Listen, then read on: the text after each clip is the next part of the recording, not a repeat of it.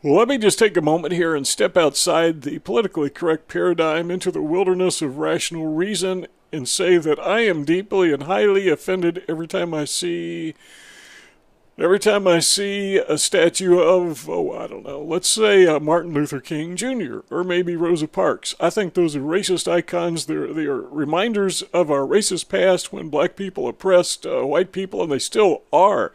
And we need to get rid of those icons, those reminders of the past. We need to erase it. I'm going to come to tears here in just a second, so I better get to the story before I break down and cry. Let's take a look at this. This is from dailycaller.com. The story is attributed to Philip Stuckey, and it says, Virginia governor candidate can't decide if he's for or against changing, quote, racist landmarks. What he wants to do... Now, wait a minute. Is it the statue of Martin Luther King Jr. he wants to take down, or is it somebody else? Well, I guess we're going to have to read the article and find out. Let's scroll down and see what it says. Republican candidate for governor in Virginia, Corey Stewart, campaigned heavily against removal of a statue of Robert E. Lee from a park in Charlottesville last week. But he was very supportive of erasing racist parts of U.S. history, calling for an investigation by the Daily Caller News Foundation. Let us pause there for a moment and talk about this. What we're seeing, what we're experiencing, is called cultural genocide. What they want to do is erase our past. When I say our, I'm talking about people of the South who are descendants of Confederates. They want to take away your past so you have no sense of identity, that you forget who you are. Why do they want to do that? So they can replace your history with their history. Do not let them take down the statue of Robert E. Lee. Don't let them move it. And what are these people doing? They're digging up Confederate heroes, I mean literally, disinterring them and moving them. They're taking down the Confederate flag everywhere. They're taking down Confederate symbols and icons and statues. Again, it's cultural genocide. Somebody needs to take a stand against this insanity, because what they're simply doing is replacing it. Now, if they can get away doing that with the culture of the South, of the white South, they can do it to all of the country. They are setting a precedent. In fact, they've already done it, and they have been doing it for, years. Goes all the way back to the candidacy, but the Reagan administration. Yeah, stop and think about this for a second. Just as an illustration of how cultural genocide works, let's back up to when I was a kid. Okay, you got to go back in like 60-some years. But anyhow, let's go back to when I was a kid. And I remember going to school. And I can remember a lot of things in school. I was going to say something about remember sleeping, but I really don't remember sleeping. I remember being woken up, but I don't remember sleeping.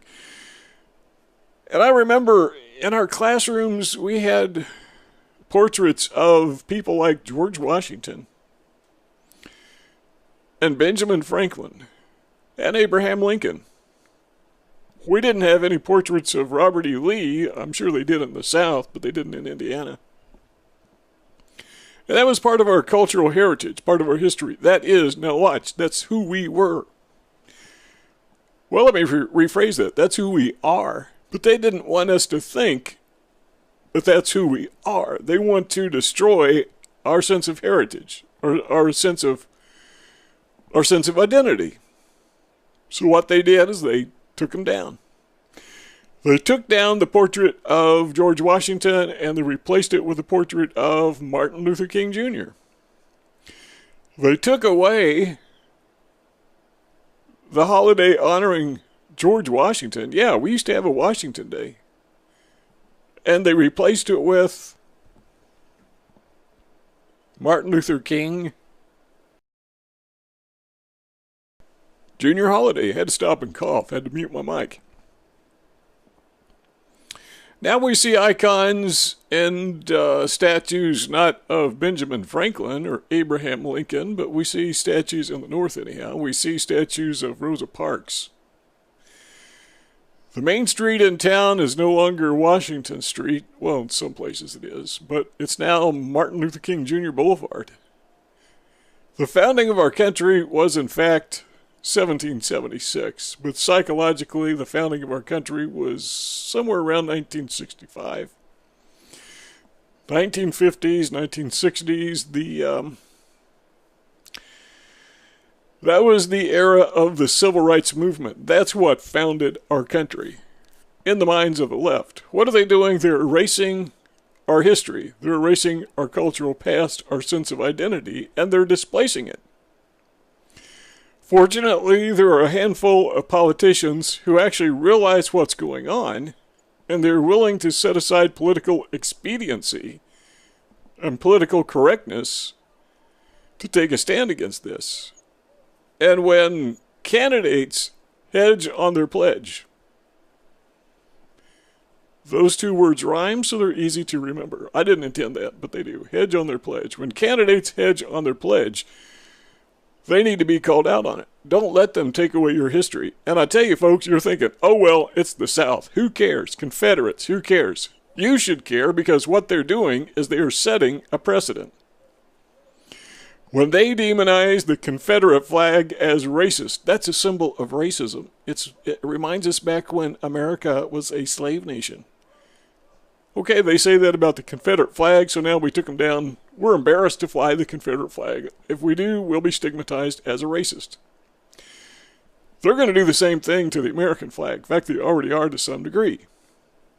Take down the American flag because it's a symbol of racism. They're doing the same thing throughout Europe, throughout the Eurosphere. Wherever there are white nations, they are demonizing their cultures as racist, particularly their national symbols.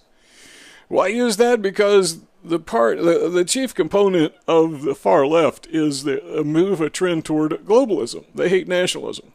In fact, if you're a nationalist, they will call you a Nazi. Here's the syllogism. They'll say something like this. They will say, if you are not a globalist, you are a nationalist. Number one, if you're not a globalist, you're a nationalist. Number two, they will say nationalism equals Nazism. And finally, number three, therefore, if you're not a globalist, you're a Nazi. So if you don't want to take down the statue of Robert E. Lee, you're a racist.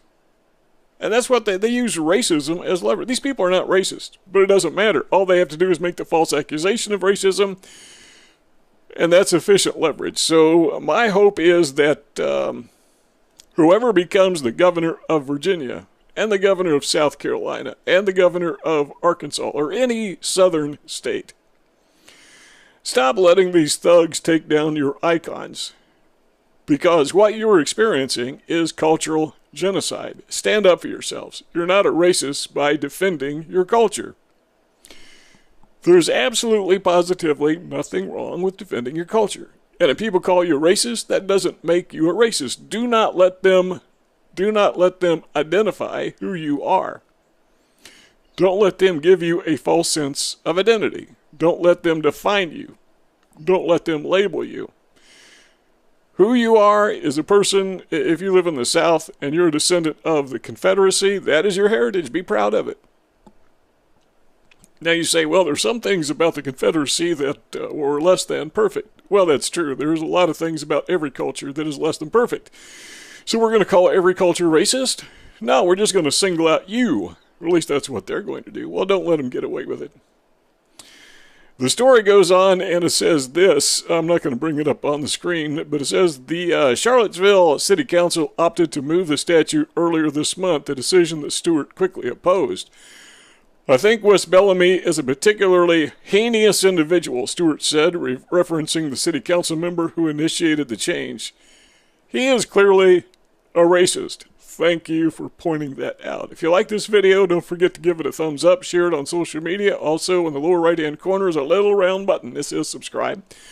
That's your invitation to subscribe to this YouTube channel. Also, don't forget to leave a comment in the comment section below. And remember, whenever the far left calls you a racist, just assume they're lying. Okay, you know that because you know you're not a racist. But whenever the far left calls somebody else a racist, give the individual, the victim of that false accusation, the benefit of a doubt. Okay, maybe they are racist, but usually they're not. So just assume the far left is lying, that they are stigmatizing somebody for their own selfish interest. How to subscribe? Click subscribe. Click the bell. Check the box. Save.